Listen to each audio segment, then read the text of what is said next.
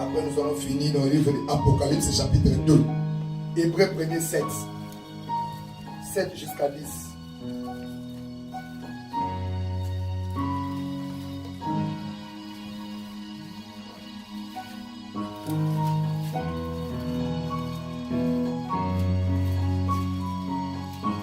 Je lis au nom de Jésus. De plus, il dit des anges. Celui qui fait des anges, des vents, et de ses serviteurs une flamme de feu. Mais il a dit au Fils, ton trône, ô Dieu éternel, le spectre de ton règne est un spectre d'équité. Tu as aimé la justice et tu as l'iniquité. C'est pourquoi, ô Dieu, ton Dieu, t'a oint d'huile de joie au-dessus de tes égaux.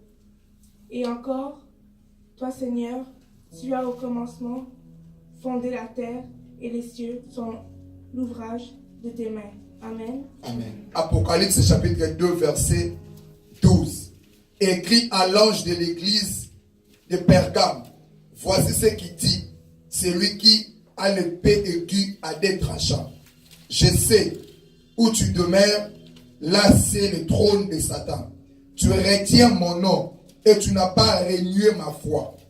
Même au jour où Antipas, mon témoin fidèle, a été mis à mort. Je vous, là où demeure Satan. Mais j'ai contre toi certaines grilles. Tu as là des gens qui maintiennent la doctrine de Balaam. Ils enseignent à Balak à faire en sorte que le fils d'Israël trouve une occasion de chute en mangeant des viandes sacrifiées aux idoles et en se livrant à la débauche.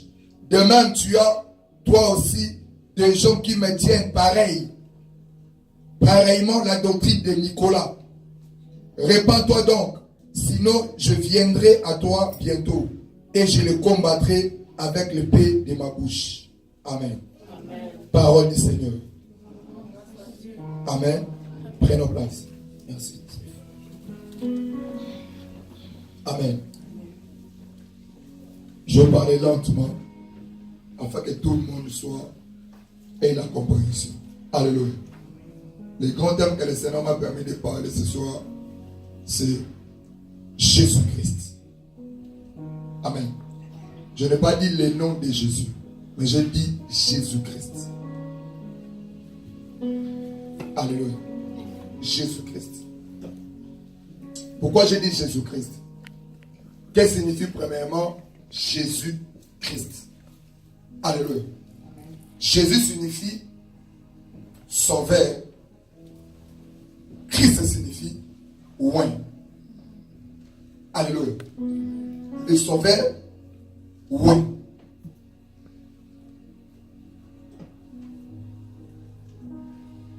Pierre, les disciples que le Seigneur avait remis la clé du séjour de mort et du séjour de la vie, est en train d'expliquer le peuple du Seigneur en disant, il y a eu de faux prophètes et il y en aura encore de faux docteurs qui feront entrer des hérésies dans la doctrine du Christ. Alléluia. Nous voyons cela aujourd'hui. Aujourd'hui, beaucoup de gens ne croient pas que Christ est Dieu. Beaucoup de gens se disent que Jésus-Christ est un prophète. Voilà pourquoi j'ai commencé depuis la prophétie dans l'Ancien Testament jusqu'à l'accomplissement. Ésaïe dit ceci. Étudions le verset d'Ésaïe ensemble. Amen. Ésaïe dit ceci.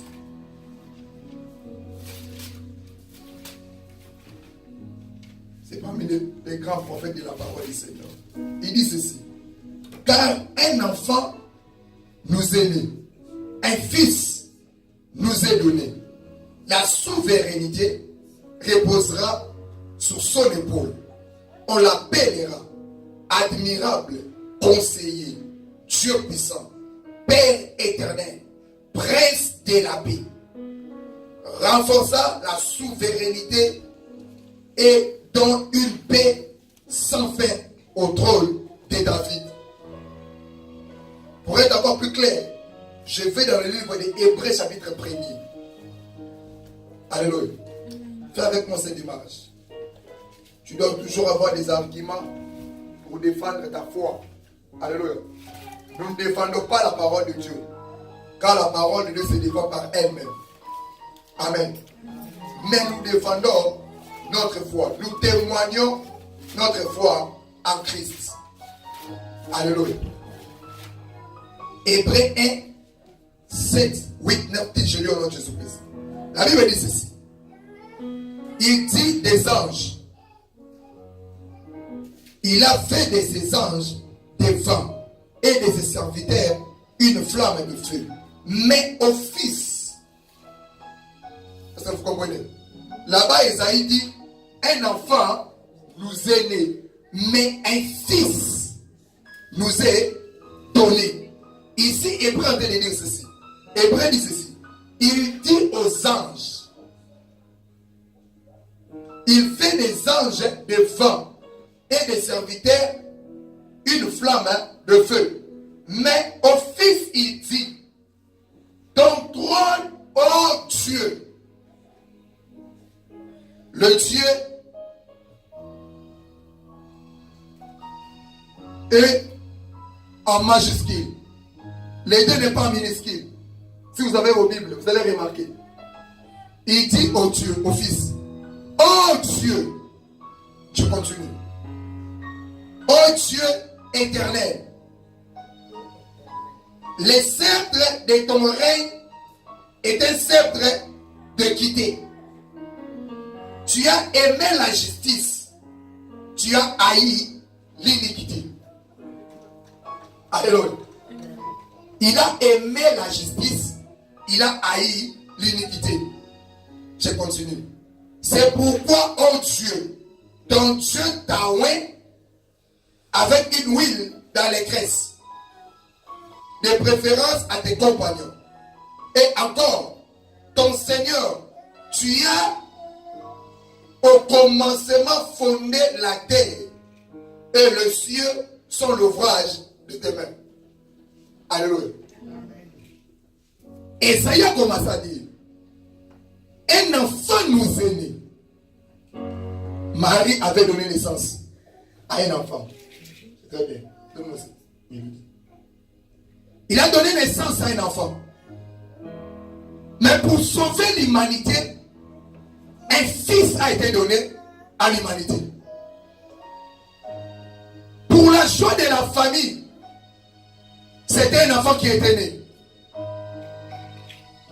Mais pour la rédemption de l'être humain, c'était un fils qui a été donné comme offrande. Parce que nous comprenons la parole du Seigneur. Voilà pourquoi la Bible dit, il est à la fois homme, à la fois Dieu. Et essayez un peu de continuer. Dans ses épaules repose quoi? La souveraineté. La souveraineté, c'est la décision finale. C'est lui qui a le monopole de prendre la décision au-dessus de toutes choses. C'est-à-dire, toute la décision de la vie sur terre, de l'univers, repose sur les épaules de qui? De Jésus-Christ. Qui est Christ? Il est le sauveur loin. Jésus comme étant sauveur, Christ qui signifie loin.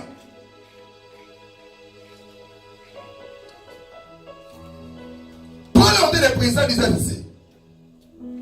Ô Éternel, tu as été depuis la fondation de la terre. Tu as été là. Alléluia. Si ton oncle est venu sur terre, il a tout trouvé. Mais l'homme que toi et moi nous adorons, c'est lui le commencement. Il était avant le commencement. il demeurera après la fin. Dans un autre terme, Jésus n'est pas l'alpha. Jésus n'est pas l'oméga. Il est l'éternité. Là où on ne calcule pas le temps. Là où le temps n'a pas de sens. Il vit dans le temps et il vit à l'absence du temps. Esaïe est en train de décrire la grandeur de Jésus-Christ. Je sais pourquoi je te dis ces choses. Je vais te révéler ça pourquoi. Il dit ceci. Car un enfant nous est né, un fils nous est donné. La souveraineté reposera sur ses épaules. On l'appellera admirable conseiller. Virgule. Dieu puissant, Père éternel. Toutes les attributs de Dieu est représenté par le Fils qui nous a été donné. Alléluia. Voilà pourquoi la Bible dit, si tu crois que Christ est Seigneur et Sauveur, tu seras sauvé, toi et ta famille. La Bible n'a pas dit, si tu crois en Dieu, s'il y a un Dieu aujourd'hui, selon les Écritures, selon la prophétie, c'est Dieu, c'est qui? C'est Jésus-Christ de Nazareth. Alléluia. Voilà pourquoi je te déconseille à faire de ta richesse ton Dieu. Je te déconseille à faire de ton intelligence ton Dieu. Je te déconseille à faire de tes capacités ton Dieu. Ton Dieu est Jésus-Christ de Nazareth. On l'appellera admirable Dieu. Admirable. Conseiller, Père éternel. Il y a beaucoup de gens qui se sont embominés par les enseignements des faux docteurs, des faux prophètes. Laisse-moi te dire, la solution dans ta vie, la solution dans ta famille, ce n'est pas ta richesse, mais c'est Jésus-Christ de Nazareth. Les prophètes passeront, les apôtres passeront, tout passera, mais Christ ne passera jamais. Il demeure éternellement. Voilà pourquoi j'aimerais que nous acclamons pour le nom de Jésus. Acclame pour le nom de Jésus comme pas possible. Il est le Dieu qui demeure. Il est le Dieu qui règne et qui régnera jamais. De siècle en siècle, nous parlerons de Jésus. Les hommes passeront, mais Christ ne passera pas. Alléluia. Tu as bien fait de t'élever parce qu'il est grand. Alléluia. J'aimerais que cette sensibilité spirituelle te soit affectée. Lorsqu'on parle de Jésus, il est plus grand que tout le monde. Il mérite plus que ce que nous faisons. Hier, pendant que je priais, il m'a dit, ne défendez jamais la parole. Car la parole se défend par elle-même. Alléluia. Il m'a dit, voilà pourquoi je vous ai dit, n'enlevez ni iota sur la parole du Seigneur. Tout passera. Mais la parole du Seigneur ne passera jamais. Amen. La Bible que nous voyons n'est pas un livre qui souffre culturellement. La Bible que nous voyons est un livre spirituel. Amen. Dans la Bible, nous trouverons tout. Salomon te dit ceci. Ce qui arrive maintenant n'est pas nouveau sous les cieux. Ce qui est a été déjà. Ce qui sera a été déjà. Tout passera, mais la parole de l'Éternel demeurera éternellement. C'est-à-dire, le royauté des hommes passera, le régime des hommes passera, l'autorité des hommes passera, l'intelligence des hommes passera, la sagesse des hommes passera, mais la sagesse divine de Jésus-Christ demeurera éternelle. Place ta foi en Christ. Ne place pas ta foi à un homme. Ne place pas ta foi à une doctrine. Ne place pas ta foi à la religion. Ne place ta foi en Jésus-Christ. Christ s'élève au-dessus de la religion. Christ s'élève au-dessus de l'église. Christ s'élève au-dessus des doctrines.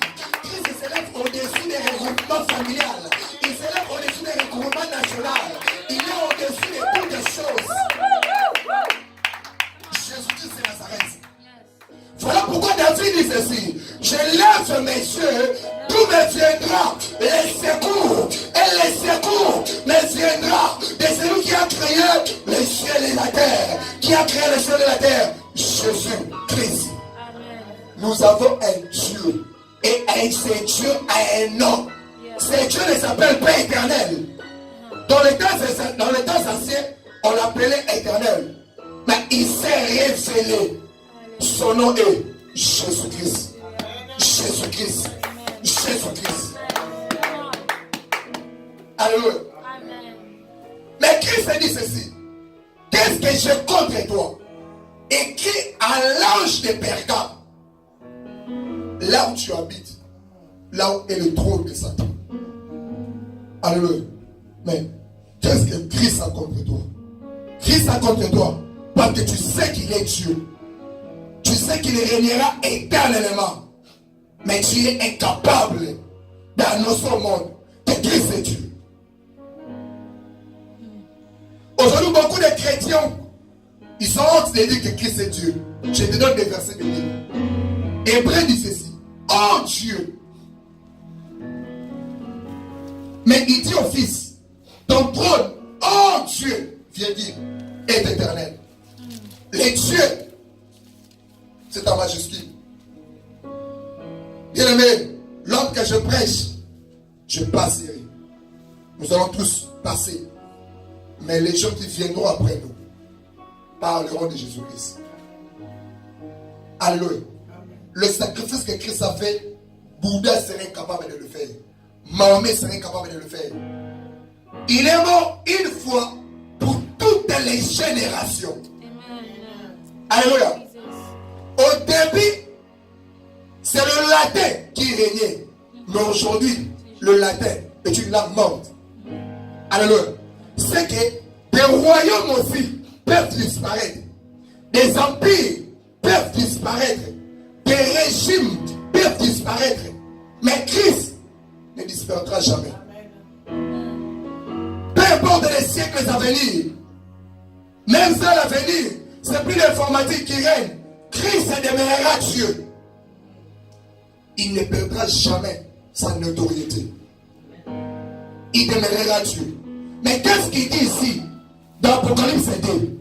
Il dit, il y a une chose que j'ai contre toi. Il dit ceci. Écrit à l'ange de l'église de Pergame. Voici ce qu'il dit. C'est lui qui a l'épée et qui a des tranchants. Je sais où tu demeures. Là est le trône de Satan. Tu retiens mon nom. Et tu n'as pas régné ma foi. C'est bon. Mais au jour où Antipas, mon témoin fidèle, a été mis à mort chez vous, là où demeure Satan. Mais j'ai contre toi certaines crient. Tu as là des gens qui me tiennent la doctrine de Balaam. La doctrine de Balaam. La doctrine de la corruption. La doctrine des gens qui sont corrompus. Des gens qui ne servent plus Christ. Des gens qui sont capables de venir après avoir touché 100 000 $, 4 500 $. Ils sont prêts à ignorer qui est mort à la croix pour eux. Ils sont prêts à bafouer l'œuvre salvatrice de Dieu.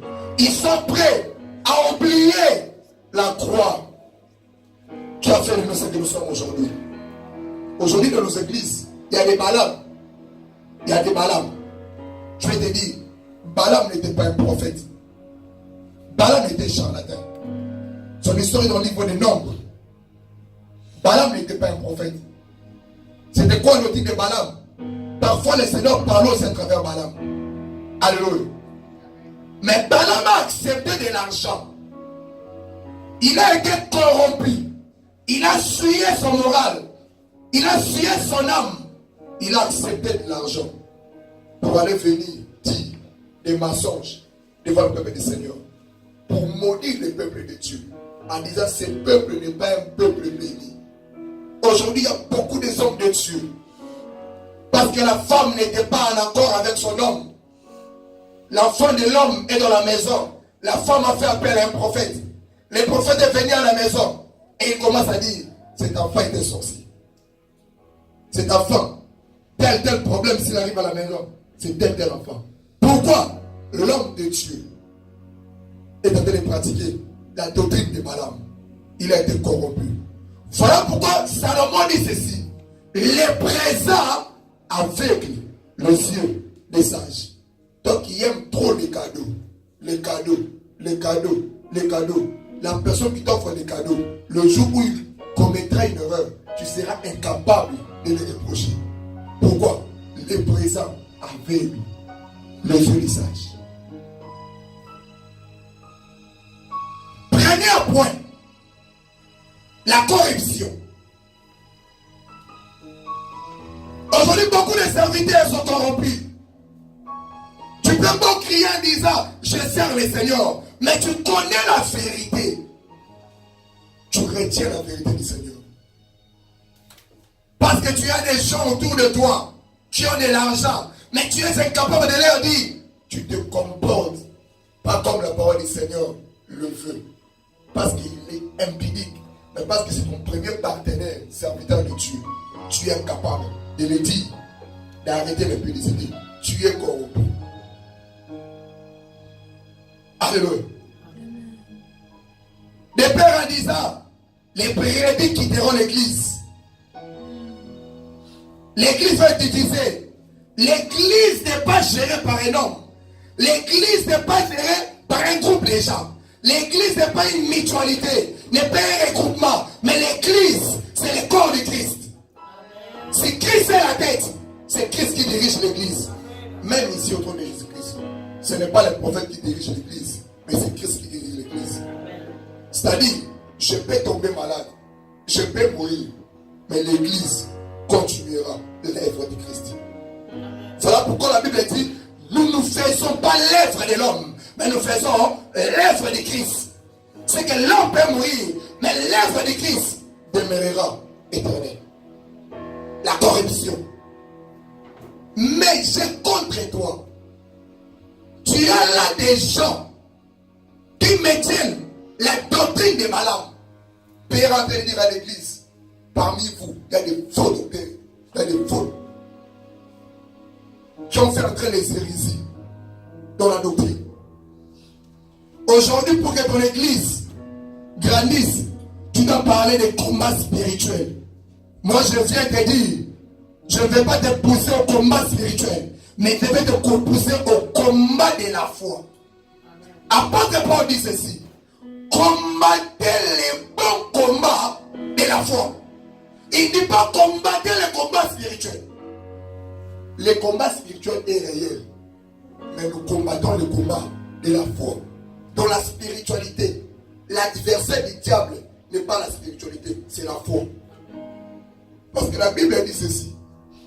Il sera capable même de séduire les élites pour faire obtenir ce qu'on appelle l'apostasie, qui signifie l'abandon de la foi. Aujourd'hui, à cause des serviteurs corrompus, le peuple du Seigneur se de faire un naufrage. L'abandon de la foi est en train de régner au sein de nos familles, au sein de l'église. À cause des serviteurs corrompus. Bien, mais avant de faire un service à l'église, on commence par faire premièrement les services devant Jésus-Christ.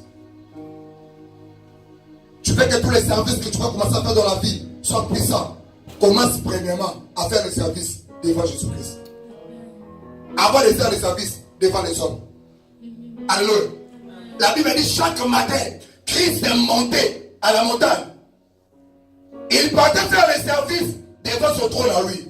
Et lorsqu'il descendait, les aveugles, les boités, ce n'était pas un problème pour Jésus-Christ. Parce que tu es corrompu, tu as perdu l'amitié avec le Christ. Tu ne sais plus faire les services avec le Seigneur. Lorsque tu te tiens devant les gens, quand tu prêches, ta prédication ne touche pas le cœur. ta prédication ne sauve pas les gens. Aujourd'hui, je n'ai pas dormi. Depuis hier, je fermais l'œil à 7h du matin. Il m'a dit ceci à 4h. Il m'a donné le verset de 2 Corinthiens chapitre 2, verset 2 Corinthiens 5, verset 17. Il m'a dit ceci. La Bible dit, celui qui est en Christ devient une nouvelle créature. Il m'a dit ceci. Si une personne est en Christ, ne devient pas une nouvelle créature, dis à la personne de se reconvertir. Alléluia. Lisons la parole du Seigneur. 2 Corinthiens.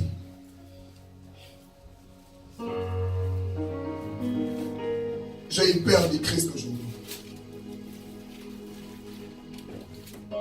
2 Corinthiens, chapitre 5, verset 17. Je lis au nom de Jésus-Christ. La Bible dit ceci. Si quelqu'un est en Christ, il est une nouvelle créature.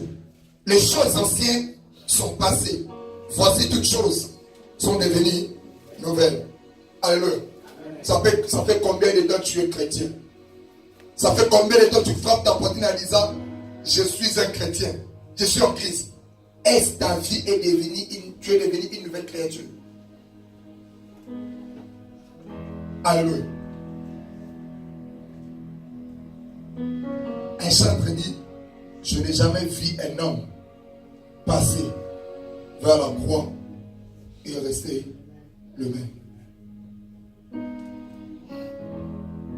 Jean 8, 32. Vous connaîtrez la vérité et la vérité vous affranchira. Si un homme est en Christ et ne devient pas une nouvelle créature, c'est que l'homme en question n'est pas comme en Christ. Il a écouté la parole, mais il n'est pas encore en Christ.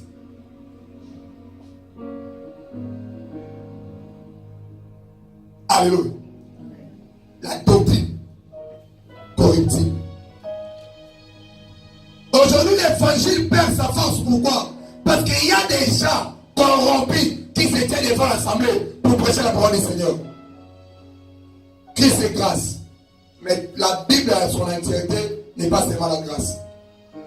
Il y a la loi, la prophétie, la doctrine, la grâce.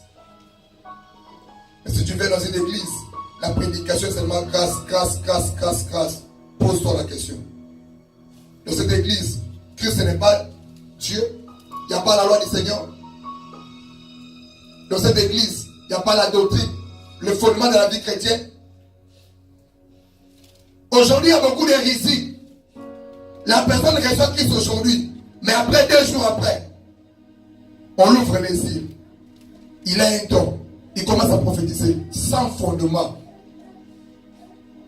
Tu es sans fondement. Tu prophétises devant les gens. Tu es un danger pour l'église et pour ta vie à toi-même. Alléluia. Une personne sans fondation ne peut pas se tenir devant le peuple de Christ.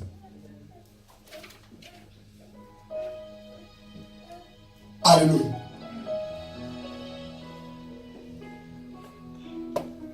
Jésus-Christ, le sauveur, ouais, est en train de dire à l'église de Pergame, en disant ceci: je sais que tu retiens ma parole. Christ sait que tu retiens ta parole, sa parole dans ton cœur. Tu le témoignes. Christ le sait que tu le témoignes. Christ sait aussi que tu l'aimes. Mais le problème, ce n'est pas d'aimer. Le problème est, tu connais la vérité. Mais là où tu demeures, il y a des gens qui ne connaissent pas la vérité du Seigneur. À travers ce message, je prie que le Seigneur puisse faire naître le fait de l'évangélisation dans ton cœur. Alléluia. Christ n'est pas seulement venu pour te sauver toi, mais Christ est venu pour passer par toi afin de sauver une grande génération. Mais tant que tu ne témoigneras pas Jésus-Christ, les gens ne seront pas sauvés. Les mots ne seront pas sauvés. Et laisse-moi te dire, au temps de la fin, il te posera la question. De la même manière qu'il a en train de dire ici, à l'église de Pergame. C'est que je contre toi. Tu as des gens qui ont la doctrine de Nicolas au sein de l'église. Mais toi, tu ne parles pas de la vraie doctrine que tu connais. Alors, vous savez, dans la sorcellerie, parce que je ne suis pas un homme surnaturel. Dans la Bible, il n'y a pas de surnaturel. Dans la Bible, il y a les hommes spirituels.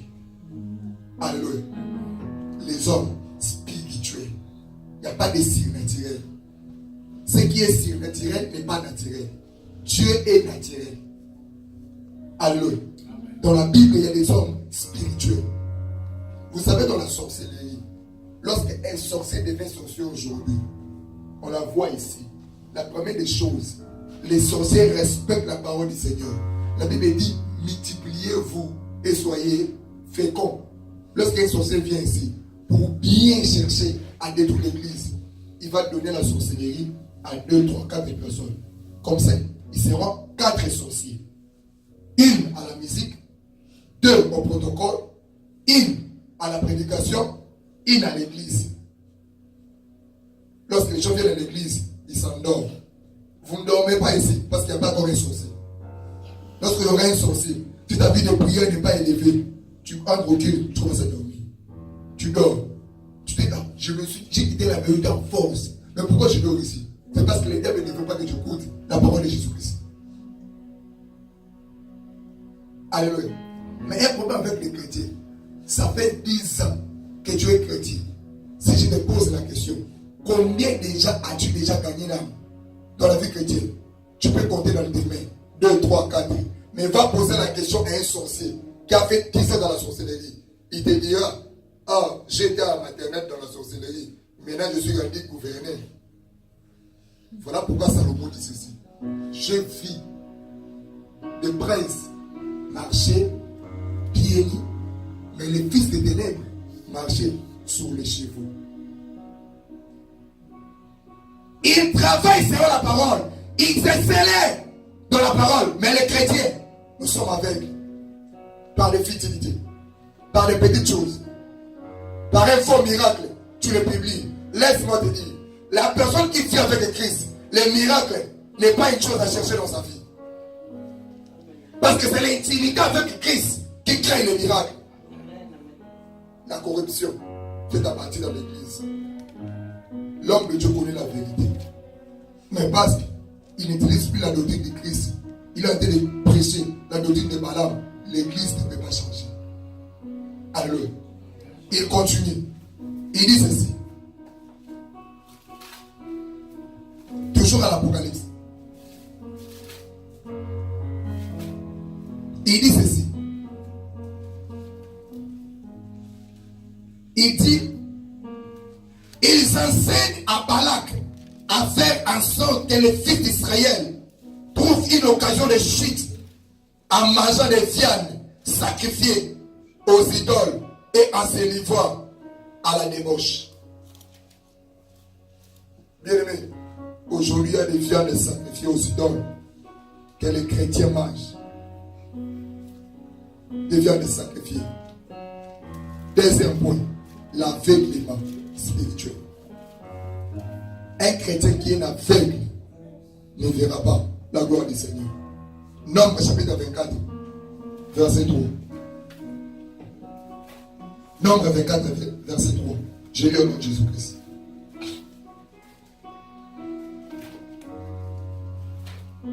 Écoutez ce que la parole du Seigneur dit. La Bible dit ceci. Balaam prononça sa sentence et dit, oracle de Balaam, fils de Bior, oracle de l'homme qui a l'œil clairvoyant. Oracle de l'homme qui a l'œil clairvoyant. L'œil te permet de percevoir des choses lointaines. Alléluia. L'œil te permet de voir spirituellement et physiquement. Pourquoi Balaam avait dit oracle d'un prophète? Pourquoi il n'avait pas dit oracle de l'homme puissant? Mais écoutez ce que Balaam dit.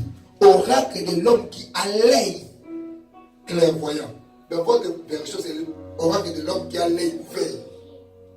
Il dit encore oracle de celui qui entend des paroles de Dieu. Alors, l'homme qui a l'œil ouvert est prudent. L'homme qui a l'œil ouvert n'est pas connu aveuglement. Christ dit ceci: vous êtes des aveugles et vous conduisez vous-même des aveugles. Un peuple aveugle qui est connu par un aveugle tombera toujours. Et Salomon dit ceci: un peuple sans révélation, c'est un peuple sans frère. Alors, un peuple aveugle est prêt à faire tout. Israël aveugle qui était, il ne savait pas que Moïse était dans la montagne pour prier à sa faveur. Avec ces peuples, ils sont poussés à voir en disant: fais un volon, fais un volon. Nous avons besoin de Dieu. Moïse est mort, Moïse est mort, Moïse est mort, Moïse est mort. Laisse-moi te dire, malgré le silence du Seigneur, rassure-toi simplement que tu es devant Jésus-Christ. Ce peuple était aveugle. Il ne savait pas que Moïse était devant le Seigneur. 40 ans, 50 ans.